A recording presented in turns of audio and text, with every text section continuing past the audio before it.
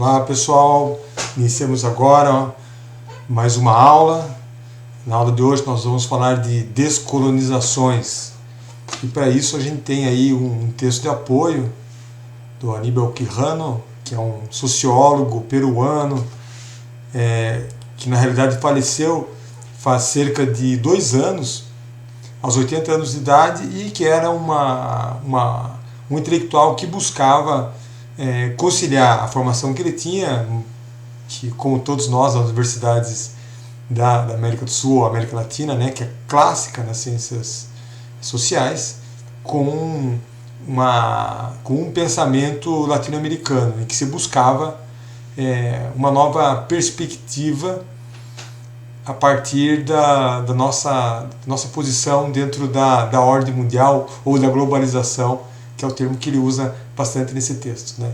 Então nós vamos falar também um pouco disso, né, dessa globalização, relação da colonização com o sistema econômico, a ideia de raça, né? Então basicamente são esses elementos principais para a gente poder perceber que existe um sistema, algo muito maior que nós, que muitas vezes nos impede de ter uma perspectiva sobre a nossa história, a história como povo latino-americano, como povo brasileiro, a partir de um olhar de quem veio dessa terra, né, do povo que é originário.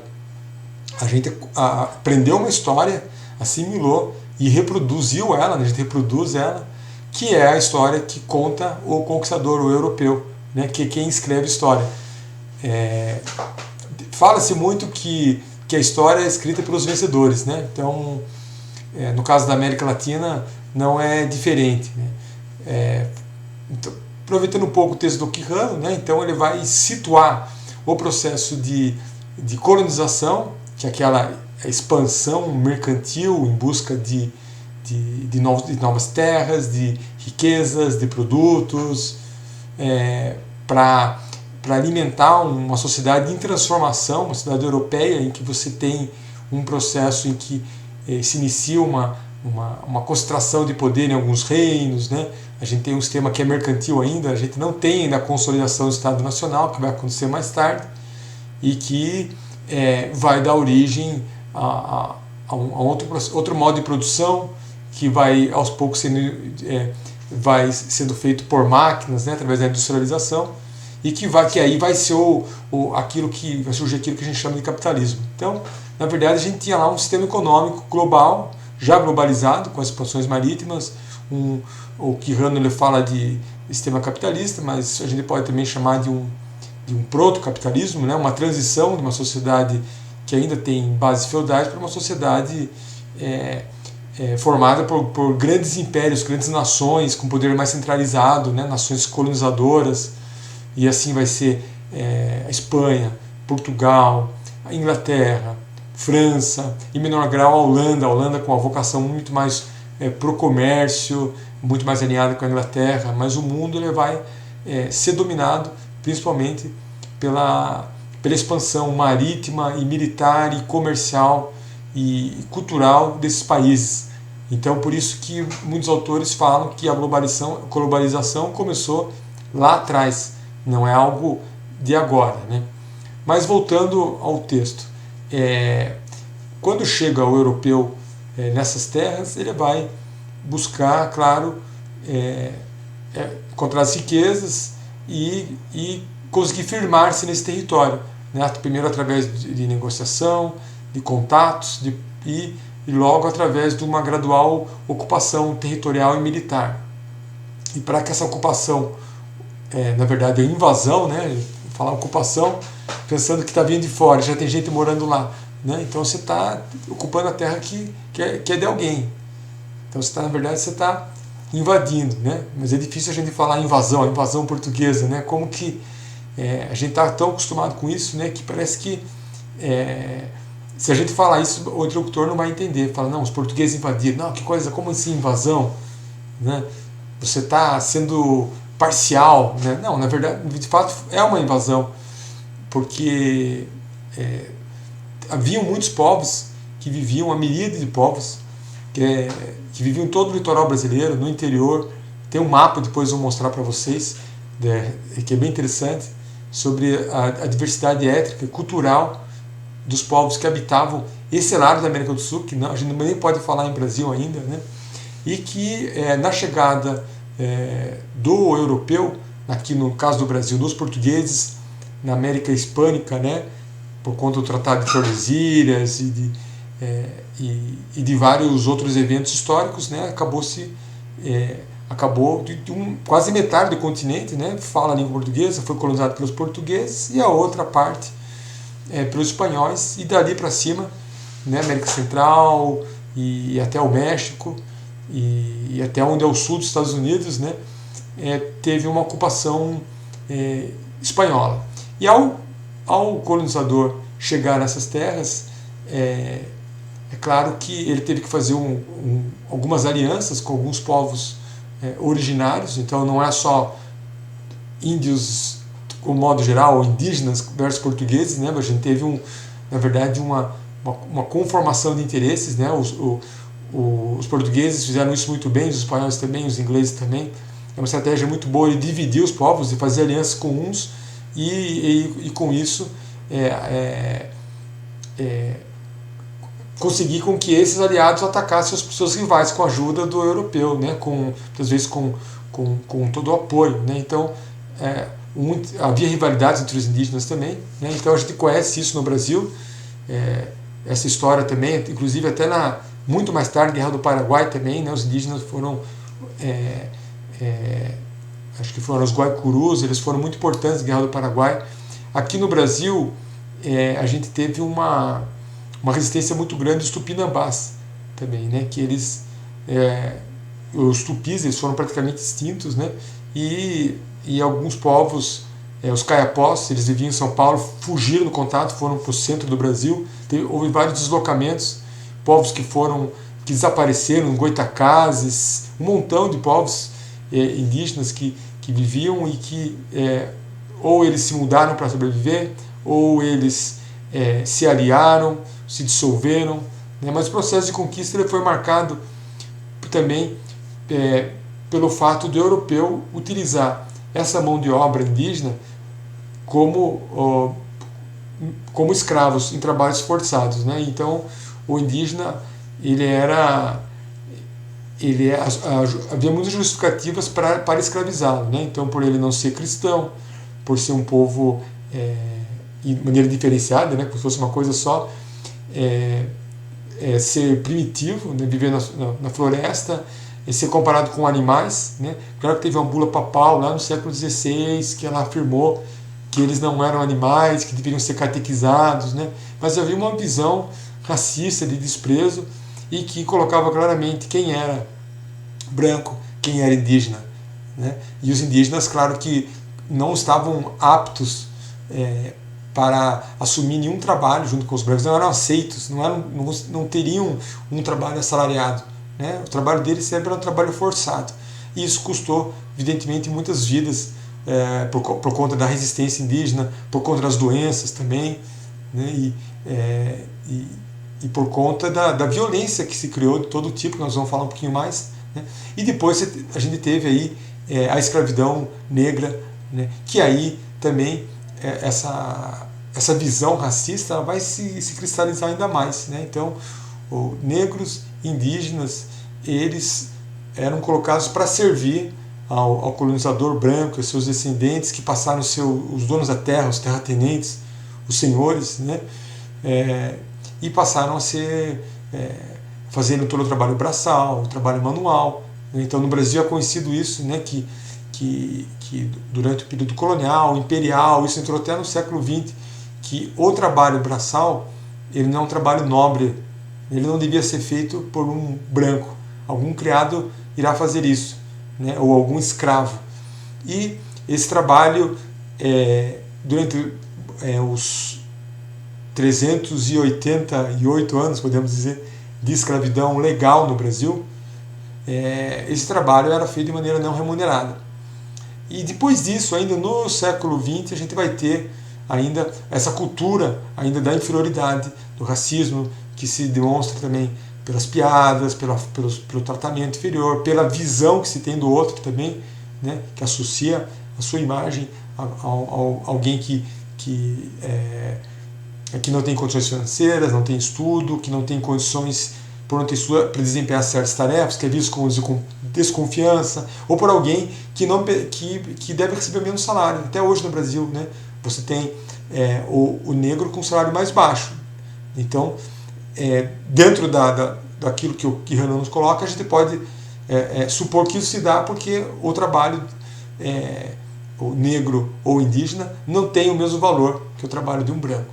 Né? Então isso é uma consequência desse racismo. O que eu estava dizendo para vocês, que essa visão, mesmo após a escravidão, ela vai avançar ao longo do século XX, porque a gente vai ter ainda aquela coisa da criado, do empregado, da empregada. É muito comum, isso ainda se expressa na arquitetura, por exemplo, o quarto de empregada. Apartamentos novos já não tem isso, né? Alguns têm, mas a maioria já não tem. Mas você tinha um quartinho onde tinha uma pessoa que geralmente era de uma família pobre, muitas vezes uma menina, né, que ela ia para a cidade e, em troca dela ter comida, ter uma casa, ela ia fazer os trabalhos domésticos para alguma família, né, para no lugar de uma senhora, enfim, né, dentro da nossa divisão sexual do trabalho bastante machista. Né, então ela ia fazer aquele trabalho que é esse trabalho braçal, físico, na casa. Então, essa figura durou muito tempo, né, da história de receber uma pessoa de uma família pobre e ser como se fosse um ato de ajuda, quando na verdade aquela pessoa não está sendo remunerada, não tem nenhum tipo de proteção social. Né, e isso é uma característica, inclusive, que é algo bem interessante. Tem um filme, eu vou passar para vocês depois, que eu não lembro o nome aqui, para vocês assistirem, para quem não assistiu, que é muito legal, que conta exatamente isso, que foi um processo muito mais recente que vocês imaginam, quando pessoas filhos dessas empregadas, dessa geração toda, né, de porteiros, etc., essa geração toda que não teve acesso à educação adequada, a serviços públicos, né, pessoas muito sofridas, quando essas pessoas começam a ter acesso. Então, sim, o que a gente passou alguns anos atrás foi um rompimento do processo histórico, quando a gente consegue fazer com que pessoas pobres, descendentes de pobres, comecem efetivamente a ter acesso à universidade. Então, isso foi bastante recente no Brasil. Né? A gente pode deixar para discutir isso mais na aula, para a gente não sair muito do texto. Então, o Kihano vai colocar essa questão da raça, que o processo de expansão colonial, né, esse processo capitalista que ele pega todos os autores para chamar de sistema mundo, né, porque você pensa a metrópole e as colônias, né, as colônias nutrindo a metrópole dos recursos, de ouro, de produtos primários. Hoje em dia são os commodities, né, até hoje tem isso, né, os países centrais e periféricos, não é mais metrópole e colônia. Mas você tem ainda que os países periféricos, eles são... tem um autor em inglês que ele fala o seguinte, que os países periféricos são como países que são musculares, vão fazer todo o trabalho físico, de produção, de extração, etc. Os países centrais, ou seriam os países ricos, como quiserem chamar, eles serão mais cerebrais, entre aspas, né? Ou seja, vão concentrar capital, conhecimento, tecnologia, vão vender produtos com super valor agregado, computador, equipamentos eletrônicos, máquinas de precisão, equipamentos de laboratório, enquanto a gente vai ficar exportando lá bauxita, minério de ferro, laranja, soja, né? Então eles vão... isso, na verdade, né, se a gente analisar historicamente, é uma consequência de um processo muito mais longo. Né? A história, ela nos permite que a gente possa compreender o processo numa escala muito mais ampla, né? Como se desse um zoom out assim, e pudesse perceber como se fosse ver um mapa, para você entender como que as coisas estão relacionadas. O Kihano vai fazer essa leitura, né, do processo de colonização, identificar o racismo vai ser trazido com o europeu vai identificar a raça, esse conceito não existia, ele vai identificar, ele vai classificar e ele vai atribuir certos direitos e privilégios para o grupo que está identificado com o europeu, como ele, né? Quem é branco, na verdade, quem vai falar é a cor da pele. né? Então, sim, entre os mestiços sempre vai acontecer isso de eles ficando no meio do caminho, né? Sempre vão tentar se identificar com um lado, ou seja, pai branco, mãe negra ou indígena, né? Então, se ele for se identificar com brancos, ele vai conseguir também se apartar, se separar de uns elementos negativos também, quem sabe abrir oportunidades. Isso foi na história do Brasil, gente. Né? Isso, eu não sei se vocês sabem, seus pais e vocês contaram, mas olha, até os anos 80, mais ou menos, eu diria até o comecinho dos 90, mas mais anos 80, tinha anúncio de emprego nos jornais, né, antes da internet, e aí quando se colocava assim, procura essa pessoa que faça com boa aparência, procura esse moço com boa aparência. Quando se colocava boa aparência, era claro assim, não apareça nessa vaga negro, ou gente com a cara de índia, ou com o cabelo pichainho. Era isso, gente, falando assim de maneira bem clara para vocês, né? Isso acabou quando, nos anos 90, começou a surgir um debate, uma crítica a essa questão racista, do apartheid, de empregado no poder, de empregado geralmente era negro, mas moreno, pegar o mesmo elevador que o morador de prédio, que o patrão, né? Portas dos fundos. Então a gente vivia já um apartheid. Só que no Brasil tudo assim é com um jeito muito mais fofinho, né? Então o racismo cordial, como chamam alguns, a gente evitava discutir e de aceitar que isso existia na nossa sociedade, né? Era proibido falar, era um tabu isso. Mas aos poucos a gente foi tratando disso, essas coisas foram sumindo aos poucos, pelo menos não eram tão evidentes.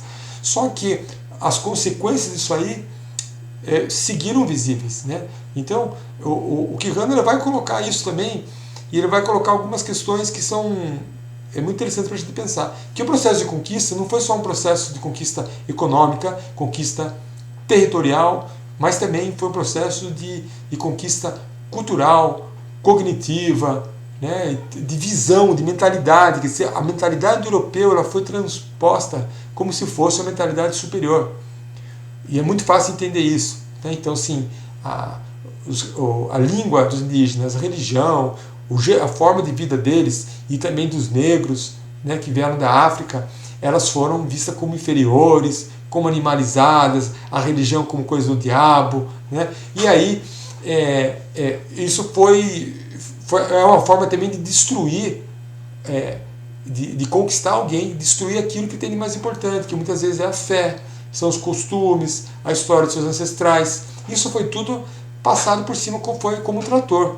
E com os negros, né, africanos e negras que vieram nos navios, né, misturando, era comum misturar pessoas de etnias diferentes nos navios para que eles não pudessem comunicar direito, para não ter rebelião, né? Se proibia de falar as línguas, também eles não tinham mais os nomes, então eles chegavam nos portos, eles eram comercializados e como se fossem os animais, né, que você vê o porte físico, os dentes, para receber um nome cristão. É como se essa pessoa não tivesse nenhuma história, né? A escravidão foi um processo absolutamente violento com os povos originários e com os povos africanos, né? E que deixou, claro, que cicatrizes enormes na nossa sociedade e que a gente vê ainda as consequências disso. Por isso, quando a gente pensa, quando a gente coloca a necessidade de a gente analisar a nossa realidade a partir de um pensamento decolonial ou descolonizante, né?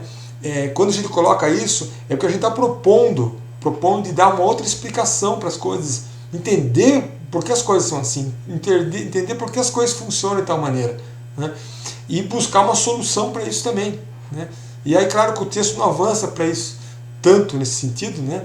Mas é claro que já ouviram falar de políticas de ação afirmativa, de políticas de reparação, né? As políticas também de certa forma de distribuição de renda, políticas para certos grupos focais, elas também entram aí. Então isso é algo muito importante, a gente entender, primeiro, entender a nossa história, entender porque as coisas são assim, compreender os problemas que existem hoje, entender são consequências do que, afinal de contas, e como a gente pode corrigir isso aí também, né?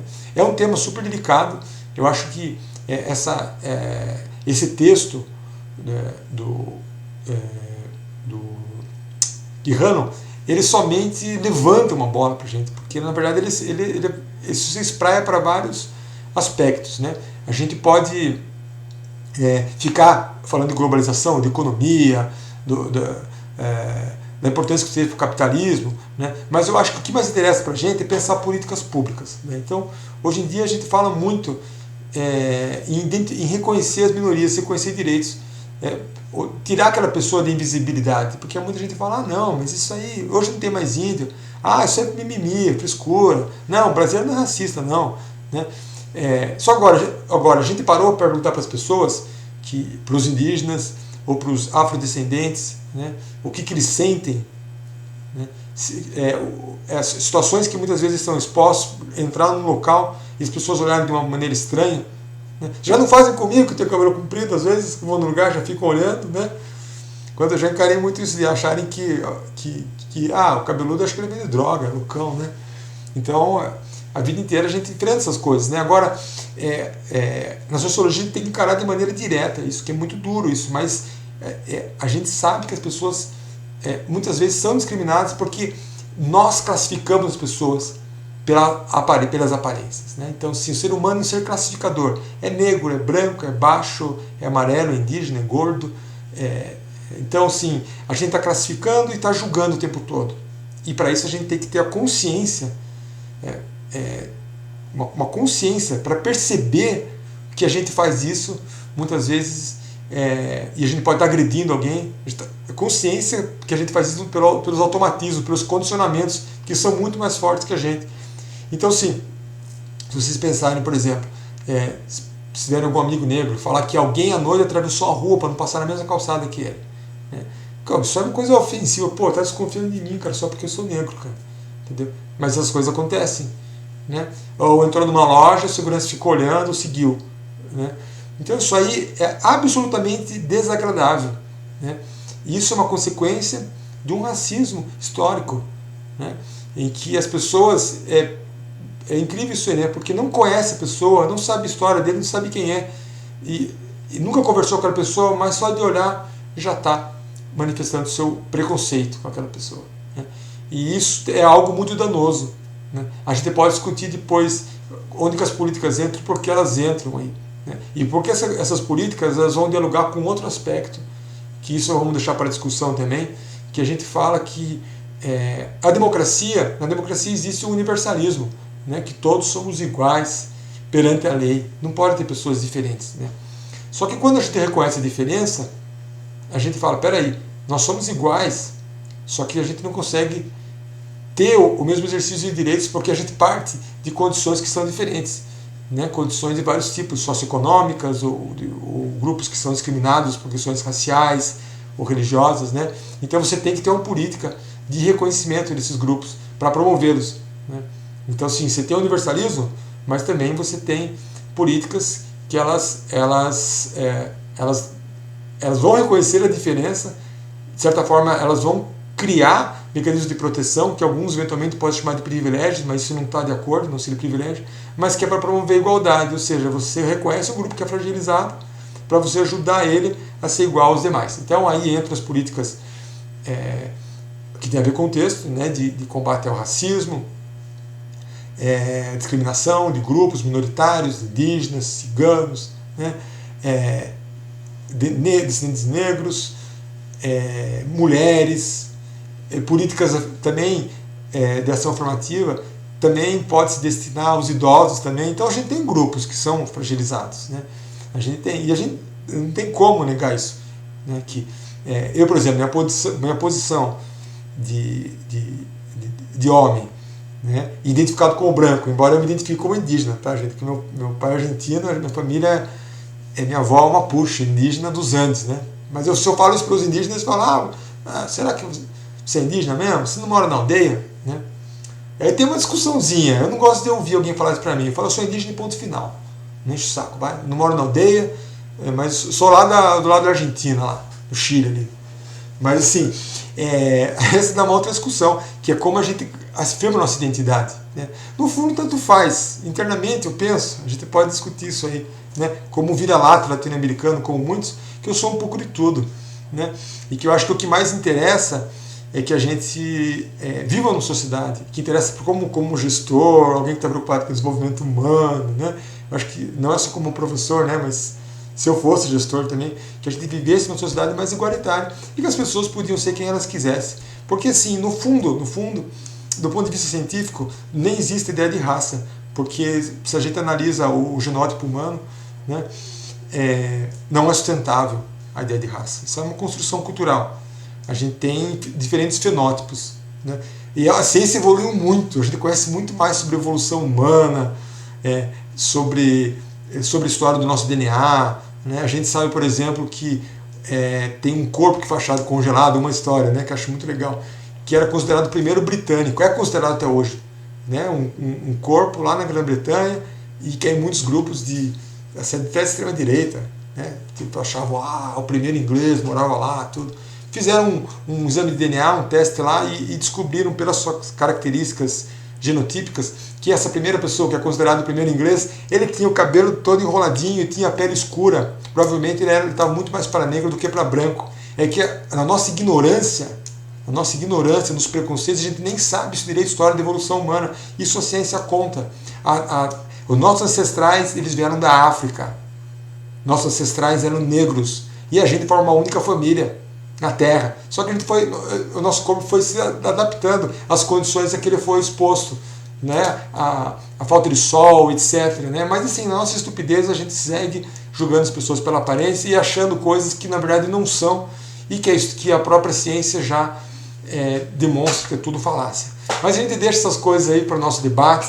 O que interessa, eu acho, principalmente na aula de hoje, que já está bastante estendida na gravação, gente, é que a gente consiga conceber uma outra forma de ver, de entender nossa condição de latino-americano, e que saiba lidar com as nossas características assim, que são próprias, né, da nossa cultura, da mistura de culturas, e também lidar com a nossa dor também, né, lidar com a nossa história e saber, e a partir disso ter elementos para poder construir um futuro melhor e mais justo, né? Eu acho que isso que de um lado a ciência nos aporta, que a história nos aporta, que as políticas, as boas práticas, né? Tudo isso aponta.